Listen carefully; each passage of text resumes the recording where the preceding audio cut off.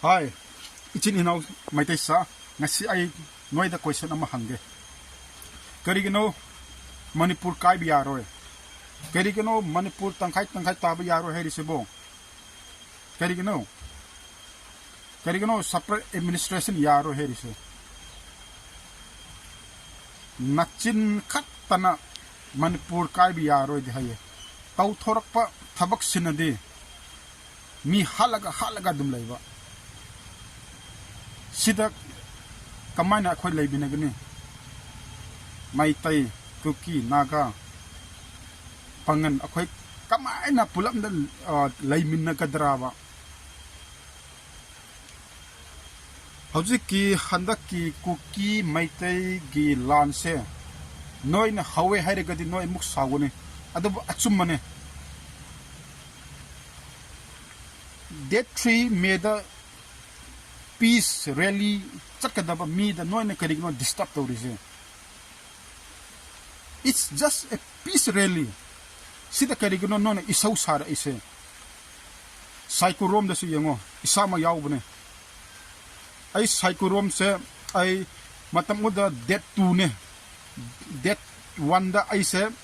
infant la death 2 da ay se cycle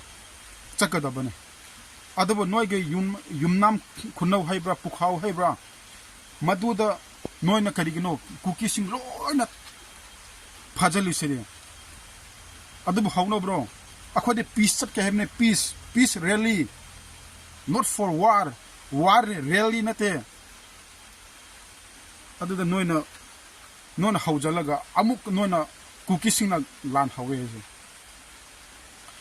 se ichine nausa Kuki na lan haudre Meitei lipun arambai tengol kokomi noi na natro war lautho ise noi na natro war lautho ise noi na we declare war against the Kuki haidise noi lup natro lup ahumdo akona lauthokro aduga Noina news channel adu ada yam na kanu atawene Kuki are attacking the Meitei's innocent village kaina Kuki se boundary dagi mapan thok tabne makre bunker sembado madu dagi mapan su thok tabne noina hanjana la hanjana kap khona attacking tawdrimne we are playing the role of defense still. You should know that. Aduka noina Manipur kai biyaro. Noi ki slogan to kauraba. Kamana leiminagani. Manipur da Kuki tumna hat kadabani hairega maita gari da thau maita lau lerega madu da kamaina Manipur kai biyaro herino. Angak pani noi. Sarkar su noi gini 40 MLS noigini hauzik pauba 4 months sure hauzik pauba karigano santi laktrise madu hana khallo 4 months sure government se nokhoi gi nakhutta laibne en biren nokhoi gi nakhutta laibne Manipur se nokhoi gi nakhutta laibne hojik sigi lan se numit ama anida loisan ba yaba laine adubo hauzik pauba loidri se karigano madu thido Madu nona yamna lale Manipur kai base akhoi su pamanate Manipur kai base akhoi su pamde adubo noina nachin khattana Manipur kai bi yaro herega noina arambhai Meitei lipun kokomina hanjin na Kuki gi khunda laaga kapka dum leirese karigino aduga news tana Kuki are attacking innocent Meitei kaina Kuki militant amuk haibidana Kuki terrorists are attacking Meitei innocent village kaina noina lakpana tro kapa howjik ki ngarang nan gi news to yango that 5 to talk about news to ngasi that 6 ra am oigni kokomi gi announcement do yango kokomi na nampu da chusan pu rom gi Assam Rafar gi bunker thugarega Bangla da nampu na chakada mani haiba adu phausu adu phausu hairi madu to mi kya sirakani koko mi gi luching basing ai noi da haige tha gari din nagi nacha thau do na sunu pa thau nacha nu pa thau na sunu pa thau kari gno innocent gi mi do noi na injan laga sina ba gi lambi da thari do kuki sing se masa gi laifam da adum village gai tawra ga laibane noi laktra ga di nong me kam na roi sangsar na khang mane noi gi mi asi ba myam se try de gi sie kuki gi khun da si ba khatane noi na la aga ka pa ga akhona amu khan ba da am ani dum si bi gi wane kuki sing in phanda si bro kuki sing kuki gi volunteer sing do in phanda la aga noi ka pro oi da ba pa da ba ngang no aduga innocent praja sing Meitei lipun arambai kokomi moi gi population de gi henadi innocent Meitei ichi now noi na hen mani noi na su confirm to e housing power kari no president rule PR chat na drise madu hana khanbio adu khak na te housing power tha mari phajal la e housing power kari no bire na solution proper ngam drise biren se Meitei Manipur ki Meitei aseng mi natabane katsada ki laaga Manipur da rasniti torine aina haining made noi gi Manipur sida Manipur Meitei aseng ma macha laitrabo chief minister paina ba katsada ki mi atopa lamde kau ga pahaliro madam mi na kari atihas kari story kari history khangadro congress ki matamda sumaina lances laktari bane aduga noina akhoda blame tawrise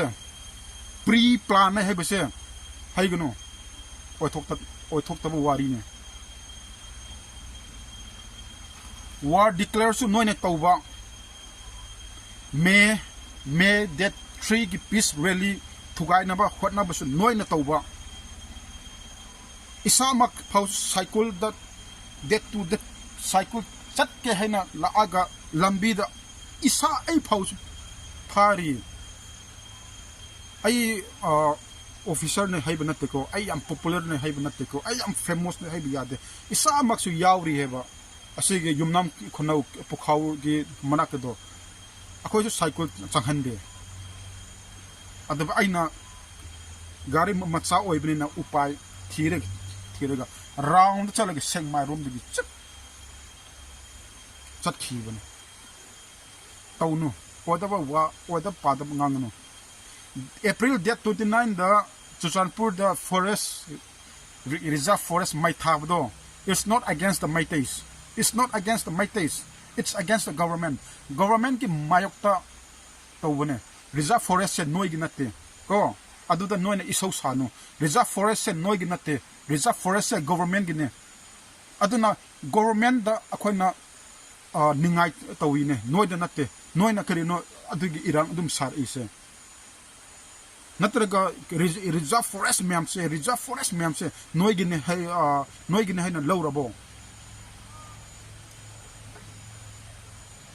natte yam henjaleba ngang roi ge na leibane debo noi se yam henjale noina hairi se kari no hariga FIR pan bai se yam hai noina yam hai numil man noi Manipur le yengo noi football ka kanda noi gi team na ngamdar kanda angam mi da FRR amuk palakani si mo diskoidermne nateva yam nungaite aduga yamna power legendary singer tapta haibase aina yamna respect over mi amane magi isai su aina yam tai adubo kuki gi mayokta isai sembado